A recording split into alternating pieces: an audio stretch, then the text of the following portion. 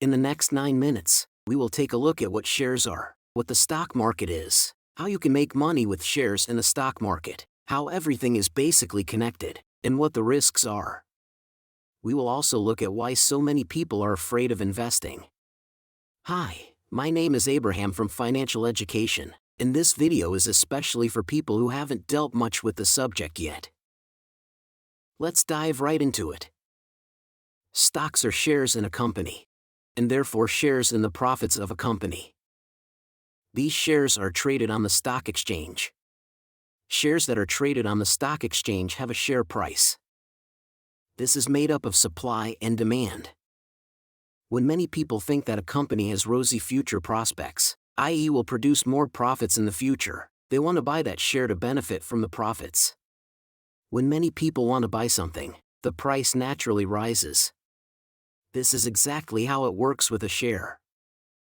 However, if many people want to sell a share, the price, i.e. the price of a share, will fall.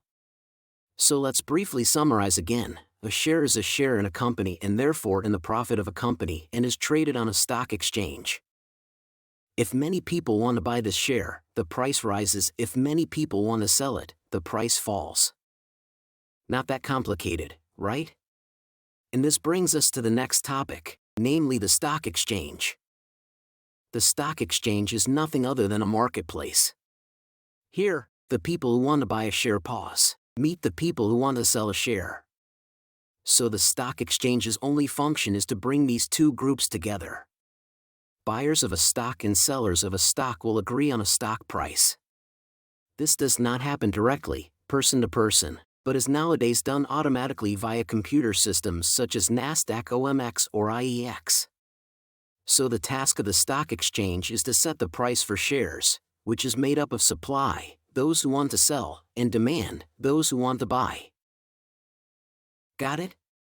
So, how can you make money with shares on the stock market now? With shares you can earn money in two different ways. First of all, through price gains.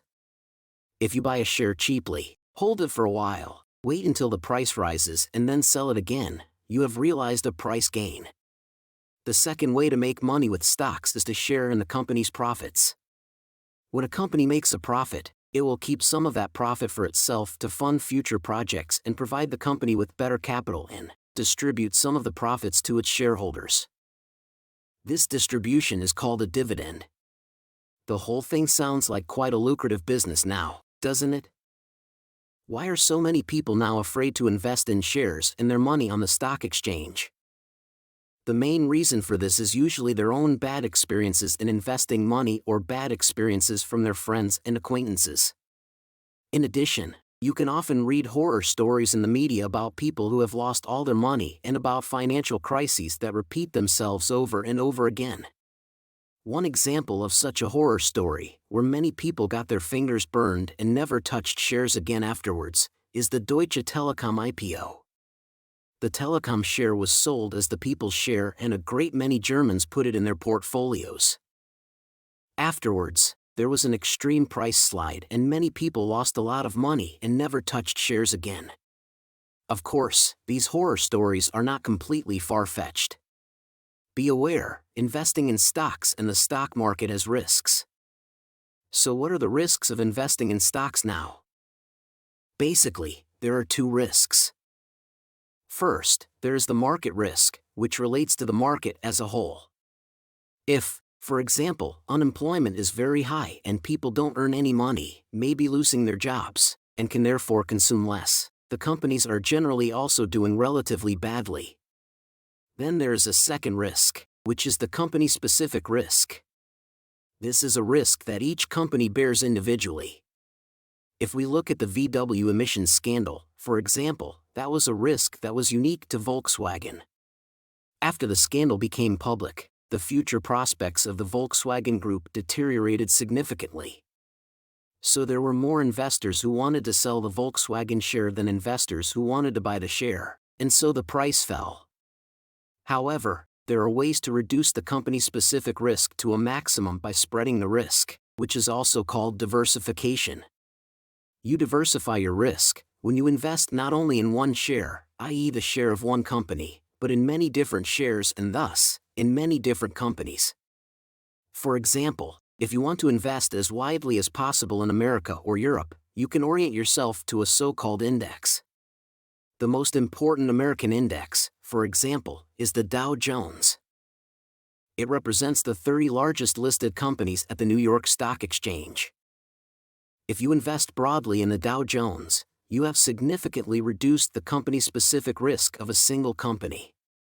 At the same time, you invest in 30 companies that are active in different industries and in different regions, mostly worldwide. Thus, you no longer profit individually from a single company, but from the development of the entire economy. However, you should go one step further in your diversification if you really want to minimize the risk, and not only invest in America, but preferably worldwide in different regions, different countries, different industries, different currencies, and have a healthy mix of small, medium-sized, and large companies. To achieve this maximum diversification, you usually have to invest in several hundreds or thousands of companies. Of course, you don't have to buy these individual stocks yourself, but there are so-called funds or even mutual funds that you can invest in that will do this work for you. And here we are already at two different approaches how to invest in the stock market or in shares. First of all, there is active investing, where you deliberately pick companies and try to evaluate them, with the aim of finding companies that will have a rising share price in the future. The second approach is what is called passive investing. Here, the idea is to minimize risk by investing in a great many companies that operate all over the world, in different industries. A big advantage that passive investing has over active investing is that it is much less time-consuming and in many cases much more successful. But why does it make sense to invest your money in shares, instead of just taking it to the bank and putting it in a savings account, for example? First of all, over the long term, savings books or similar investments, such as overnight money or time deposits, have always yielded less than the rate of inflation in the past. Thus, your money loses value virtually every year and your purchasing power decreases. However, if you invest broadly in many different stocks over the long term, you will benefit from economic growth. In the long term, this has always been positive, even if there have been crises in the meantime, and there will always be crises in the future. As you can see here, for example, there are always very large short-term fluctuations. But if we look at the whole thing over a longer period of time, we can see that there has been decent growth continuously. Our representation of stocks in the stock market is, of course, highly simplified. For example, not every stock company is traded on the stock exchange, and there are other financial products, such as various derivatives or bonds, that are also traded on stock exchanges. If you want to learn more of these other products, don't miss my upcoming videos. I hope you enjoyed the video and could learn something. Please let me know in the comments in which finance topics you are interested in and which questions you have. It would be a pleasure if you smash the like button and subscribe to this channel for financial education to everyone. I want to help us take control of our finances and make decisions independent of advisors. If you're interested in the topic of passive investing, stay tuned and ring the bell. Hope to see you soon.